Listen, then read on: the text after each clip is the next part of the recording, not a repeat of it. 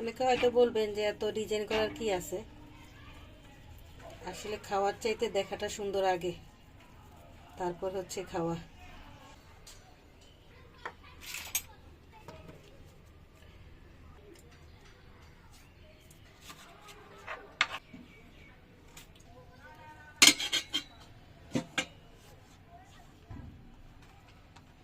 এখানে ছোট একটা টমেটো নিয়ে নিয়েছি আমরা, কারণ টমেটোর অনেক দাম, টমেটোর দাম এখনো কমে নেই।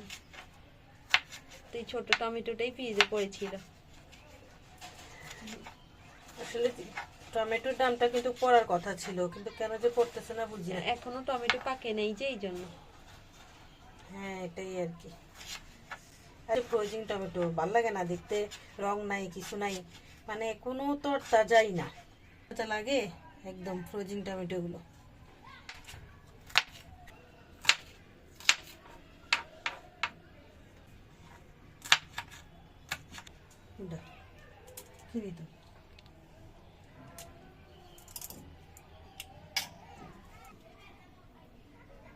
কিমাটাকে আমরা আগেই ভিজিয়ে রেখেছিলাম, এখন এটা একটু চেলে নিচ্ছি।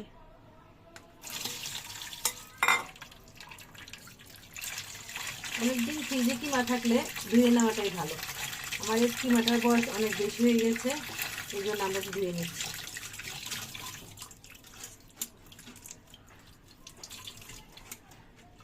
পানিটা রেখে দাও মা বাটির উপর।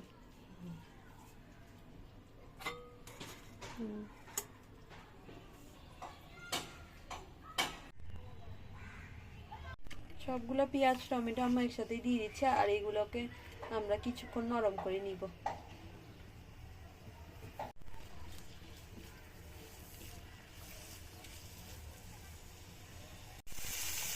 একটু সামান্য করে মরিচের গুঁড়া দিলাম, আর স্বাদ মতো একটু লবণ দিলাম, আর একটু ধনিয়া গুঁড়ো দিলাম।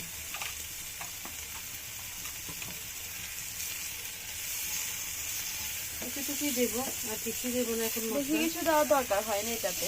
হ্যাঁ, আর একটু পানি দিতে হবে। পানিটা দিয়ে দিলাম একটু নরম হওয়ার জন্য, একটু সিদ্ধ হোক। শীতকালের আবহাওয়ার অবস্থাটা খুবই আসলে খারাপ, মানে অন্ধকার অন্ধকার, মনে হয় যেন মেঘ ঢেকে আছে এরকম। আর এই তো সিদ্ধ হয়ে গেছে, দেখছেন? আমি না বলছি এগুলো ফ্রোজিং টমেটো, এই তো সিদ্ধ হতে চাইছে না, দেখছেন? এই ফ্রোজিং টমেটোর না এই একটা সমস্যা, একদম সিদ্ধ হতে চাই না। হ্যাঁ, এখন আমরা কিমাটা দিয়ে দিব। সিদ্ধ হোক আর না হোক কিমাটা দিয়ে দিলাম।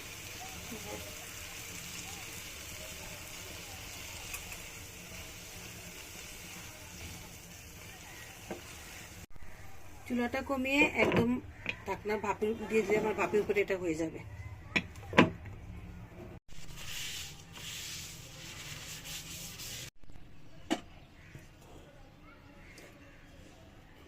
এটা আগে থেকে করে রাখছে ডোটা, তিশা ডোটা করে মাশাআল্লাহ রাখছে। খুব সুন্দর ফুলে গিয়েছে। আমাদের কালকেই বানানোর কথা ছিল, কিন্তু সময় স্বল্পতার কারণে আমরা বানাইতে পারিনি। তো এখন আমরা আজকে বানাচ্ছি। এটা ফ্রিজে রেখে দিয়েছিলাম, তো এই ডোটা একদম ভালো আছে। এরকম ভাবে আপনারা ডো করে রেখে দিতে পারেন, ফ্রিজে রেখে দিলে একটু নষ্ট হয় না।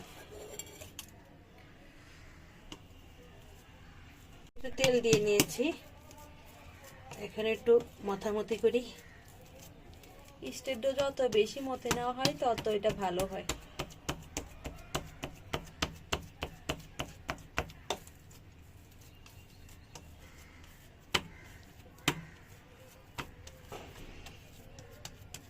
তো সুন্দর একটা শাইনি লুক চলে এসেছে, যে এটা আসলেই বুঝতে হবে যে আমাদের মাথাটা একদম পারফেক্ট হয়েছে। আমি একটু এখন দুই ভাগ করে নিচ্ছি, দুইটা রুটি হবে, একদম সমান দুই ভাগ করছি।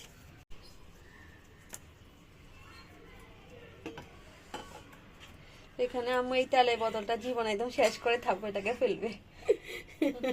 এটা ফেলে দেবো, তো তেলটা ভালো করে নিয়ে নিচ্ছি।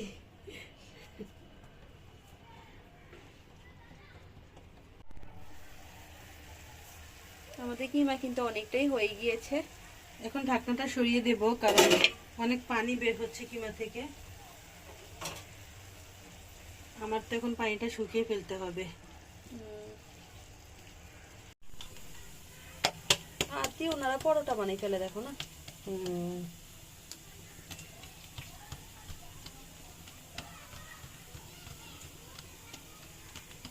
এটা আম্মু হাত দিয়ে কাজটা সেরে ফেলছে, কারণ এটা তেলের যে ডোটা ওটা বেলুন দিয়ে বেলা যায় না, না আম্মু?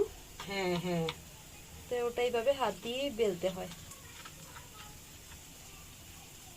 আর এতে করে সুন্দর হয় জিনিসটা। এর থেকে বড় করবা আম্মু? এই তো, আর বেশি করবো না, এতটুকুই। এদিকে আমাদের কিমা একদম শুকিয়ে গিয়েছে। দাও।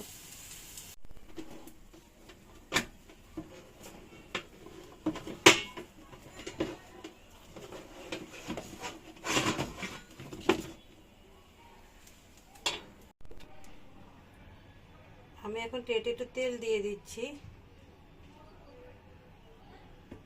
সামান্য করে দিয়েছি, আর হাতটা দিয়ে মাখিয়ে দিচ্ছি।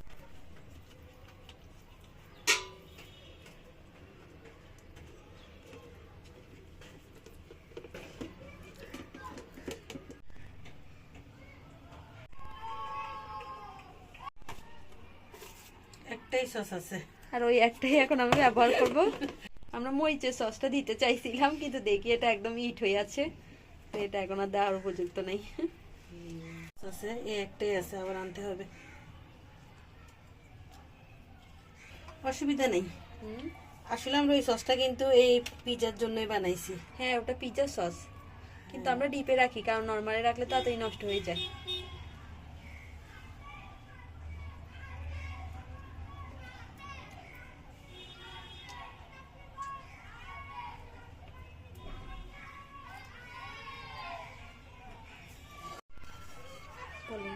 এবার কিমাটা দিয়ে দিচ্ছি। কিমাটা কিন্তু একদম নরম করে বানিয়েছি, একদমই শক্ত করিনি।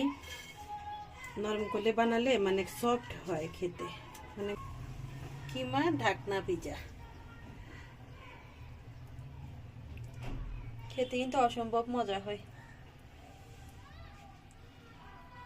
আমাদের কয়েকটা মানে ওভেনের ভিতরে যে গোল গোল ট্রে দিয়ে বানায় অনেক কিছু, ওরকম কয়েকটা ট্রে কিনতে হবে, কারণ এই ওভেন ট্রেটায় উঁচা, মাঝখানটা উঁচা, তো এই জন্য পিজার জন্য বেশি ভালো লাগে না বানাতে। তো আমাদের সবগুলো কিমা এখানে আমরা দিয়ে দিয়েছি, আর উপরে রুটিটা এবার বেলে নিবে আম্মু।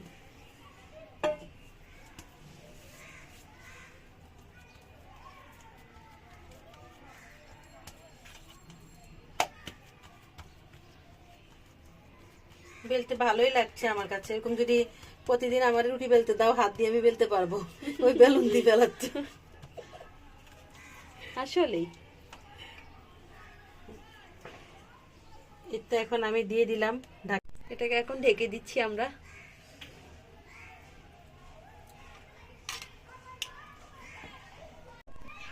খুবই সুন্দর একটা পিৎজা মনে হবে, মানে পিৎজা তৈরি হবে মনে হচ্ছে। কি বলো আম্মু? অনেক মজা হয় পিঠাটা, অনেক মজা হয়, আর ঢাকনার ভিতরে থেকে সুন্দর মতো মানে সফট হয়।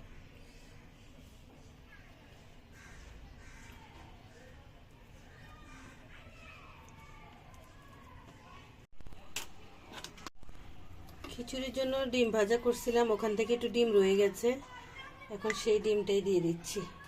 ভাববেন যে এত কিপটামি কে করে, আসলে আমাদের এখন ডিম নাই, এর জন্য আমরা সব ডিম এখানে দিয়ে দিছি। আমরা ভাবলাম এখান থেকে একটু দিয়ে দিই। আমরা হচ্ছে আইডিয়া ছাড়া মানুষ, মানে আমরা ভাবি একটা, করি আরেকটা। হ্যাঁ,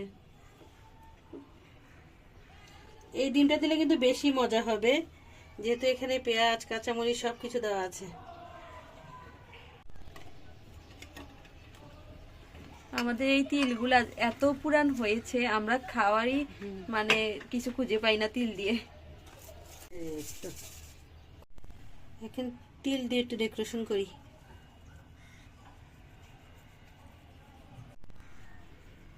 তিল খাওয়া কিন্তু স্বাস্থ্যের জন্য অনেক ভালো। বেশি কিপটা মানুষ এত ভালোই দিতে হবে। এখন দিয়ে দিচ্ছে আমাদের অপছন্দের খাবার কালি জিরা। এটা আমার পছন্দ। আম্মু বন রুটিতে সবসময় কালি জিরা পছন্দ করে। মাশাআল্লাহ, কালি জিরাটা দেওয়ার ডিজাইনটা অনেক সুন্দর হয়েছে আম্মু।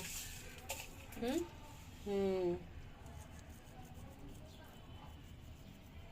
অনেকে হয়তো বলবেন যে এত ডিজাইন করার কি আছে, আসলে খাওয়ার চাইতে দেখাটা সুন্দর আগে, তারপর হচ্ছে খাওয়া। এই জন্য আমি ওভেনের উপরে অনেক কিছু সাজিয়ে রাখি, পরে সেটা খুলতে গেলে ও নিজেও বিরক্ত হয়ে যায়। আজকে বলতেছে যে তোমার এই জিনিস তুমি সরাও, তাহলে বুঝবা যে এটার উপরে রাখার ফলটা কি। ঠিক আছে, আমি সরিয়ে দেই, কি করব বলেন, যত্ন করলে জিনিস ভালো থাকে, তাই না? কত কিছু সরালাম দেখেন।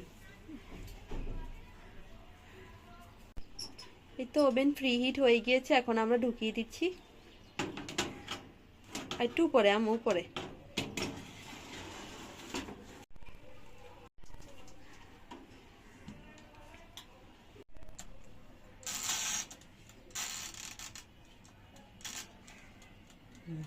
এটা না, এগুলো দরকার নেই।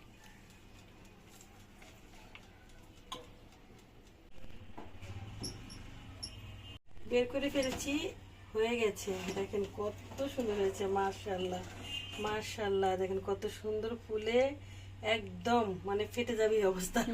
বেলুনের মতো হয়ে গিয়েছে।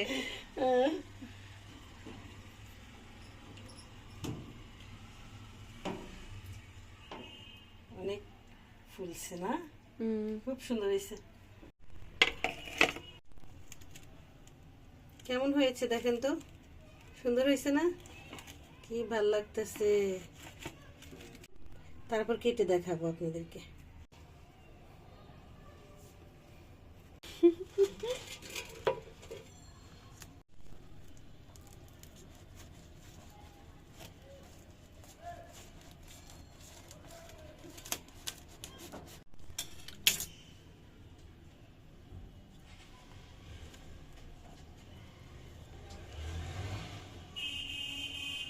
আমরা একটা জিনিস দিয়ে ভুলে গেছি, কি চিজ।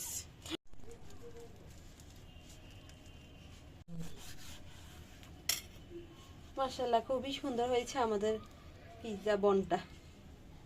এই পিৎজা বন একবার ঘরে বানিয়ে দেখবেন, অনেক মজা লাগে খেতে, আর এরকম ফুলকো ফুলকো হয়। ভিতরটাও খুব সুন্দর হয়েছে।